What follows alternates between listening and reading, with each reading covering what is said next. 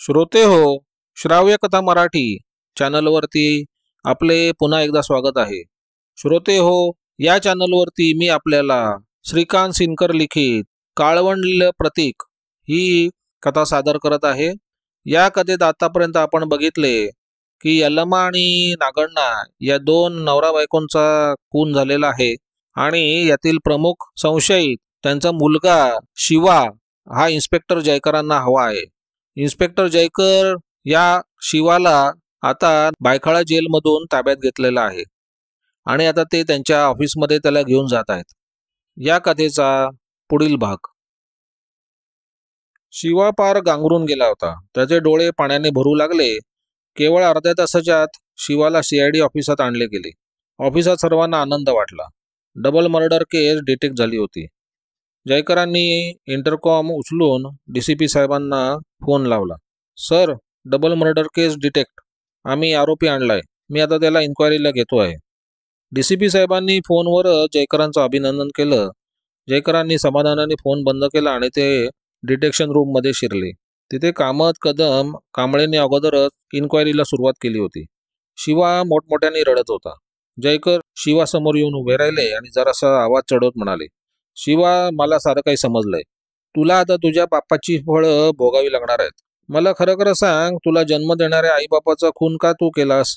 जयकरांकडे बघून शिवाने हात जोडले. तो रडत म्हणाला, मी तुम्हाला सारं काही सांगतो, पण मला मारू नका. तू जर खरं बोलला तर तुझ्या अंगाला हात लावणार नाही. बोल. मग शिवा बोलू लागला. जयकर त्याचं बोलणं लक्षपूर्वक ऐकू लागले. शिवा बराच वेळ बोलत होता. जयकरांनी त्याला मध्येच पाणी आणि चहाही दिला. शिवानं जे काही सांगितलं ते थोडक्यात असं होतं. शिवा हा नागण्णा आणि यल्लम्माचा एकुलता एक मुलगा होता. नागण्णा आणि यल्लम्माला दारिद्र्याने घेरले होते. नागण्णा नोकरी असं फारसा करत नव्हता. कुठेतरी हातगाडी चालव, मोलमजुरी कर, एवढंच काम तो करायचा. यल्लम्मा रोज सकाळी रिकामी गोण उचलून रस्ती फिरत कागद जमा करायची. जमा केलेले कागद विकल्यानंतर तिला कधी 3-4 रुपये तर कधी 5 रुपये मिळायचे. या दोघांचा संसार वेगवेगळ्या झोपडपट्टीतून चालत होता. शिवा रस्त्यावरच लहानाचा मोठा झाला. वयाच्या 14व्या वर्षापासून त्यानं बूट पॉलिशचा धंदा सुरू केला. हा धंदा करीत शिवा फुटपाथवरच आयुष्य जगत होता. त्याचा जो धंदा होत होता तो केवळ रेल्वे गाड्यांमधून. रेल्वे प्लॅटफॉर्मवर तो आपला धंदा करू शकत नव्हता. तिथे परवानाधारक बूट पॉलिशवाले अगोदरच बसलेले होते. नाही म्हणायला शिवा अधूनमधून सिनेमा थिएटर, बसस्टॉप इथेही धंदा करायचा. नागण्णा तसा आळशी पण होता. कुठं नीट काम करणं त्याला जमत नव्हतं. कुठून तरी भरपूर पैसा हाती यावा असं त्याला सारखं वाटायचं. पण पैसा काही आकाशातून पडत नसतो. एके दिवशी नागण्णाचा एका टोळक्याबरोबर संबंध आला. हे टोळकं रेल्वे गाडीतून खिसा कापणं, पाकिट मारणं असे प्रकार करायचे. नागण्णा या टोळक्यात सामील झाला आणि तोही विद्या शिकू लागला. आस्ते आस्ते तो स्वतः हात सफाई करू लागला. त्यात तो तरबेजही झाला. आता त्याला मोलमजुरी करण्याची जरुरी भासत नव्हती. दिवसातून एकतरी पाकिट तो उडवत होता. आपल्या नवऱ्याला उत्पन्नाचं एक नवीन साधन मिळाल्याचं बघून यल्लम्माला आनंद झाला.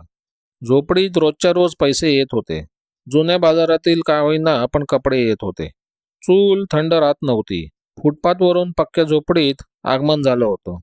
नागण्णाला तसं हे नवीन क्षेत्र सापडलं तसं यल्लम्माला एक क्षेत्र सापडलं होतं. ती आता उचलेगिरी करू लागली होती. बुरट्या चोरा हा तिचा धंदा होऊन बसला होता. नवरा बायको आनंदात होते, पण तरी त्यांना एक दुःख होतं. आपल्याप्रमाणेच आपल्या मुलानं असं काहीतरी नवीन क्षेत्र शोधावं असं त्या दोघांना वाटायचं. पण शिवा या गोष्टीस तयार नव्हता. तो त्याच्या बूट पॉलिशच्या धंद्यात मशगूल होता. उलट आपले आईबाप जे धंदे करत आहेत त्याबद्दल त्याला भलतीच चीड होती. दिवसेंदिवस त्याच्या मनात आईबापांबद्दल संताप निर्माण झाला होता.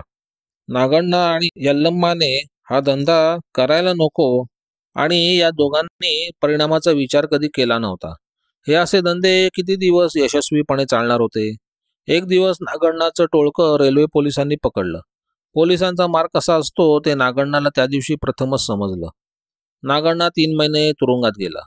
या शिक्षेचं नागण्णाला काहीच वाटलं नाही. निर्विकारपणे शिक्षा भोगून तो 2.5 महिन्यानंतर तुरुंगातून बाहेर आला. नागण्णा सुटून आला आणि यल्लम्मा चोरी करतानाच धरली गेली. एका घरातील भांडी चोरण्याचा प्रयत्न करीत असताना तिला त्या घरातील बायकांनी पकडले. परिणामी यल्लम्माची रवानगी 1 महिन्यासाठी तुरुंगात झाली. जेलचा अनुभव घेऊन हे जोडपं चांगलंच निरडावलं. त्यांचं गुन्हाचक्र फिरत होतं. पोलीस त्यांना पकडत होते. कधी मध्यरात्री पोलिसांची गाडी यायची. नागण्णाला किंवा यल्लम्माला मारझोड करून पोलीस घेऊन जायचे. या गोष्टींचा शिवावर विपरीत परिणाम झाला होता. आईबापांबद्दल त्याच्या मनात कमालीचा द्वेष निर्माण झाला. हे धंदे सोडावेत म्हणून तो त्या दोघांना वारंवार कळकळीची विनंती करायचा. परंतु या जोडप्याला एक प्रकारचा कैफ चढला होता. गुन्हेगारी जगतातून बाहेर पडण्याची त्यांची तयारी होत नव्हती. बाप खिसे कापू आणि आई चोर. शिवाला झोपडपट्टीत राहणं मुश्किल झालं होतं. तो त्यांच्याकडे हेटाळणीच्या नजरेतून बघू लागला होता. नागण्णा यल्लम्माचे हे धंदे महिने वर्षानुवर्ष चालत होते. शिवा आता एकलकोंडा झाला होता. तो आई बापाबरोबर फारसा बोलत नव्हता. सकाळी लवकर बाहेर पडून तो रात्री उशिरा घरी यायचा. हळूहळू शिवाने शहरभर फिरून धंदा सुरू केला. रेल्वे गाड्यातून बूट पॉलिश करणारे शिवाचे काही मित्र होते. त्यांच्याबरोबर शिवा कुठेही फिरायला जायचा. एकदा असंच फिरत फिरत तो कान्हेरी लेणीजवळ गेला होता. तर एकदा विहार लेकला पण जाऊन आला होता. एके दिवशी बळ्या सकाळी झोपडपट्टीत पोलीस आले आणि त्यांनी यल्लम्माला मारझोड करत तिला अक्षरशः फरफटत घेऊन गेले. शिवा कमालीचा उद्विग्न झाला, परंतु नागण्णा शांत होता. शिवा एकदम निराश झालेला पाहून बापाला संशय आला. तो शिवाला दिलासा देत म्हणाला, अरे तिला सस्पेक्टमध्ये नेले, येईल संध्याकाळपर्यंत परत. आणि संध्याकाळी यल्लम्मा खरंच परत आली. तिला एका चोरीची संशयित असू शकेल असं वाटून पोलीस स्टेशनला नेण्यात आले होते. यल्लम्मा परत आली खरी, परंतु काही झालंच नाही अशा आविर्भावात ती परतली होती. शिवा एकदम उद्विग्न झाला. आता त्याच्या डोक्यात काहीतरी वेगळे विचार थैमान घालू लागले. अशा चोर आई बापाबरोबर राहण्यापेक्षा आपण कुठेतरी पळून जावं, हवं तर जीव द्यावा, पण त्यापूर्वी या दोघांचा जीव घ्यावा. 4 दिवस असेच गेले. शिवानं पूर्ण विचार केला आणि एका मंगळवारी दुपारी घाईघाईनं झोपडीत आला. नागण्णा तेव्हा बाहेर गेला होता. यल्लम्मा झोपडीत एकटीच होती. मला गाडीत एका बाकाखाली एक डबा मिळालाय, त्यात दागिने आहेत, अशी थाप त्यानं आईला मारली. दागिन्याचा डबा मिळालाय समजताच यल्लम्माचे डोळे चमकले. तिनं डबा कुठे आहे असं विचारताच, मी डबा बोरवलीला एका जंगलात पुरून ठेवला, तू माझ्याबरोबर चल, आपण डबा घेऊन येऊ, असं शिवा तिला म्हणाला. यल्लम्मा ताबडतोब तयार झाली. शिवा आणि ती बोरवलीला जाण्यास निघाले. तेव्हा दुपारचे 2:30 वाजले होते.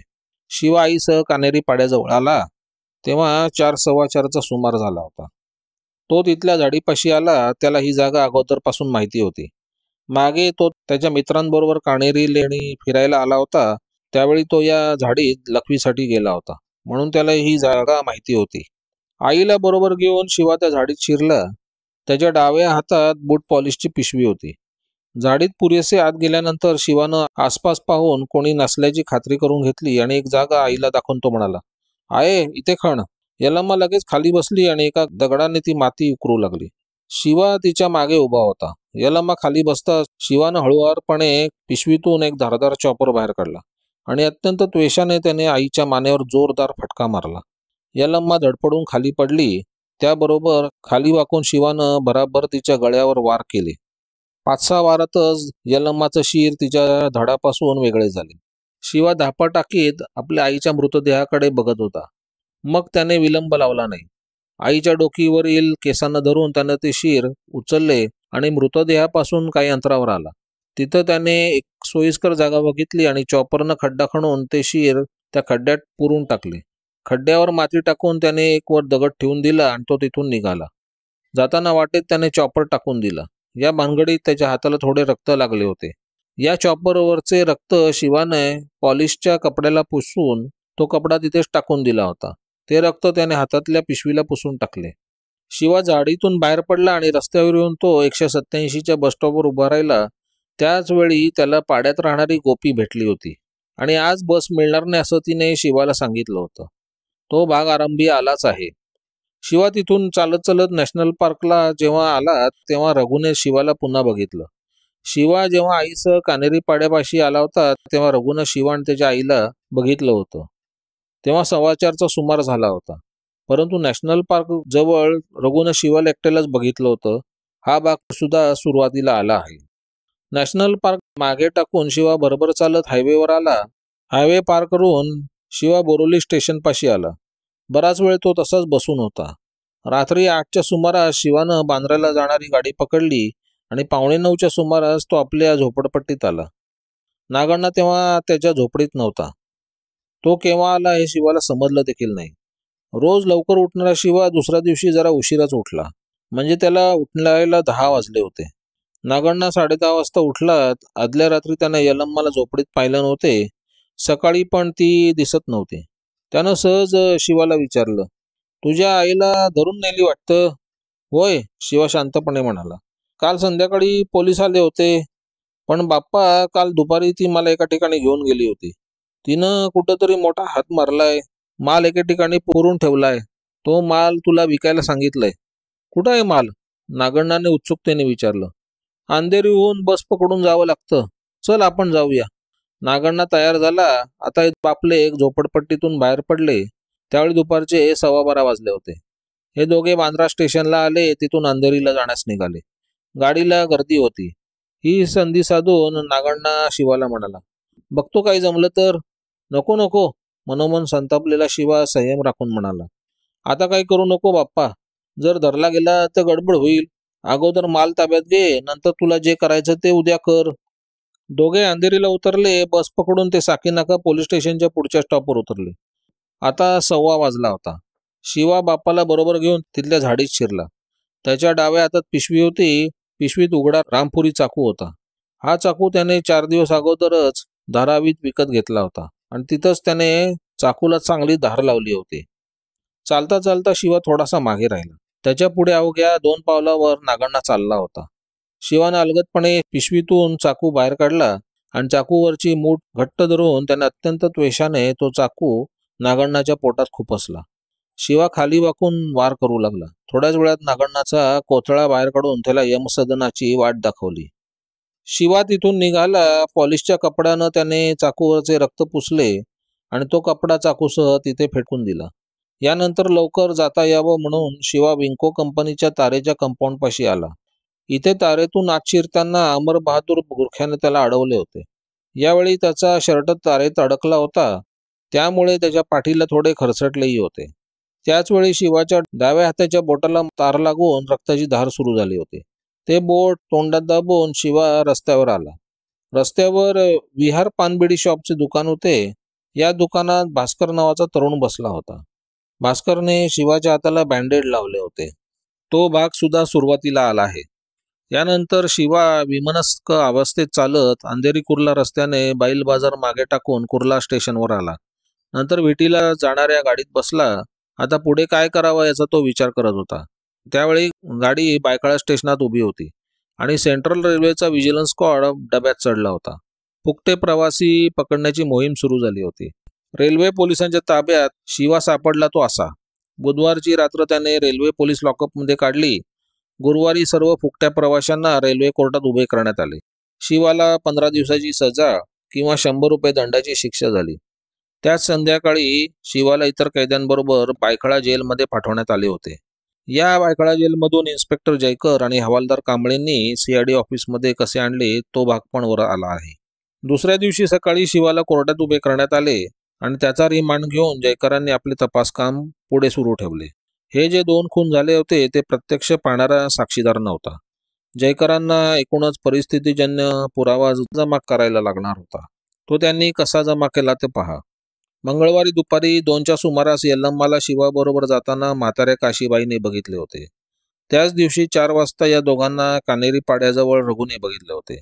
5 वाजता गोपीने शिवाला बसस्टॉपवर बघितले होते. नंतर 6:30 वाजता नॅशनल पार्क जवळ पुन्हा रघुनं त्याला बघितले होते. यल्लम्माला मारण्यासाठी शिवाने चॉपर आणला होता. हा त्याने झोपडपट्टीत राहणाऱ्या हमीदाकडून घेतला होता. हमीदाचा नवरा उस्मान हा धारावी मार्केटमध्ये खाटीक होता. त्याच्या घरात मटण कापण्याचे 2-4 चॉपर होते. मंगळवारी सकाळी शिवा हमीदाकडे गेला आणि आईनं मटण कापायला चॉपर मागितला असं सांगून तो चॉपर घेऊन गेला होता. यल्लम्मानं झोपडी सोडली आहे आणि ती दुसरीकडे राहायला गेली आहे हे तिला माहिती नव्हते. जयकर तिचं स्टेटमेंट घ्यायला जेव्हा तिच्या घरी गेले तेव्हा हमीदाला ही गोष्ट समजली होती. बुधवारी नागण्णाचा खून झाला त्या दिवशी दुपारी शिवा आणि नागण्णा झोपडीतून बाहेर पडलेले म्हाताऱ्या काशीबाईने बघितले होते. त्याच दिवशी दुपारी अमर गुरख्याने विहारच्या जंगलात शिवाला बघितले होते. एवढंच नव्हे तर तारेत अडकलेला त्याचा शर्ट अमरने सोडवला होता. त्याच दिवशी दुपारी भास्करनं शिवाच्या डाव्या बोटाला बँडेड बांधले होते. त्याच संध्याकाळी शिवाला रेल्वे डिव्हिजन स्क्वॉडने धरले होते.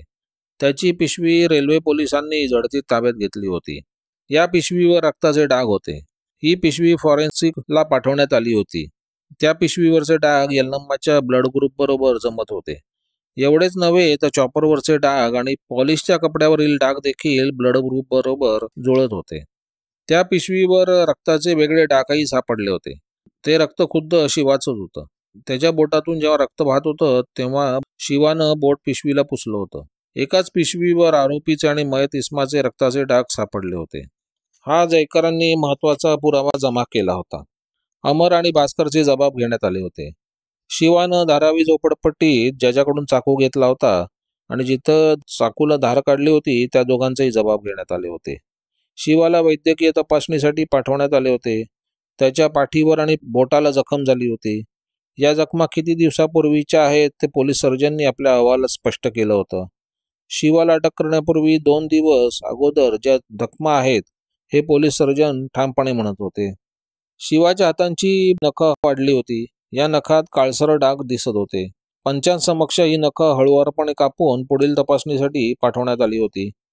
केमिकल अनालायझर्सना या नखात रक्ताचे डाग आढळले होते. हे रक्त यल्लम्माच्या ब्लड ग्रुप बरोबर जुळत होते. विंको कंपनीच्या कंपाऊंडची जी तार शिवाच्या बोटाला लागली होती त्या तारेचा तुकडा कापून घेण्यात आला होता. त्या तारेवर जे रक्त होते ते शिवाच्या ब्लड ग्रुपशी जुळत होते. शिवाला अटक केल्यानंतर त्याच्या हाताचे ठसे घेण्यात आले होते. हे ठासे चॉपर आणि चाकूवर मिळालेल्या ठशांशी जुळत होते. अशा प्रकारे जयकरांनी जो परिस्थितीजन्य पुरावा गोळा केला ते कुठलेही वकील फोडू शकणार नव्हते. शिवाला जेल कस्टडीत पाठवण्यात आले. त्याची चार्जशीट कोर्टात पाठवण्यात आली होती. आता सेशन्स कोर्टात त्याच्या खटल्याचा जो निकाल लागायचा होता तो लागणार होता. तो जेव्हा सीआयडीच्या ताब्यात होता तेव्हा कामत त्याला सहजपणे म्हणाले होते, तुझ्या या खटल्याचा निकाल काय लागणार आहे तुला माहिती आहे का? फाशी होईल, शिवा उसळून म्हणाला. नाहीतरी माझ्या डोक्यात जीव देण्याचे विचार चालूच होते. मला जर रेल्वेत पकडले नसते तर मी जीव देणारच होतो. कोणत्याही फास्ट लोकल खाली मी उडी मारली असती. नाहीतरी आता जगून काय करायचे? कामत साहेब, तुम्हाला सांगतो, असा जन्म कोणाला मिळू नये. पुढच्या जन्मी मी कावळ्या कुत्र्याच्या जन्माला आलो तरी चालेल, पण अशा हलकट आईबापांनी मला पुन्हा जन्म देऊ नये. अरे वा, चांगले बोलतोस की. कुठे शिकलास एवढं बोलायला? फुटपाथवर साहेब. तुम्ही फुटपाथवरून नुसते चालता, पण मी फुटपाथवर आयुष्य जगलो आहे.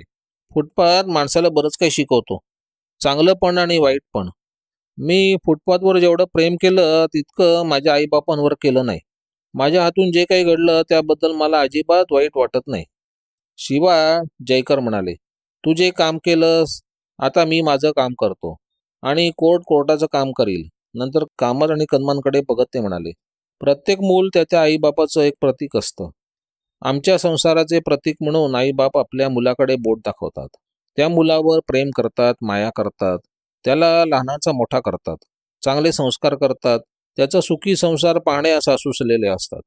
परंतु या शिवाकडे पाहिल्यानंतर काय वाटतं? नागण्णा यल्लम्माचा हा शिवा प्रतीक आहे ना. ते दोघे जरी आज जिवंत नसले तरी हा त्यांचं प्रतीकच आहे. मग कसलं प्रतीक? हे तर साक्षात काळवंडलेलं प्रतीक आहे. नव्हे, काळवंडलेल्या प्रतीकाचंही प्रतीक आहे शिवा. जयकराचं बोलणं शिवाला किती समजलं काय माहिती नाही, पण त्याचं बोलणं ऐकून शिवाच्या डोळ्यातून अश्रुधारा वाहू लागल्या. जयकर एकदम शांत झाले होते.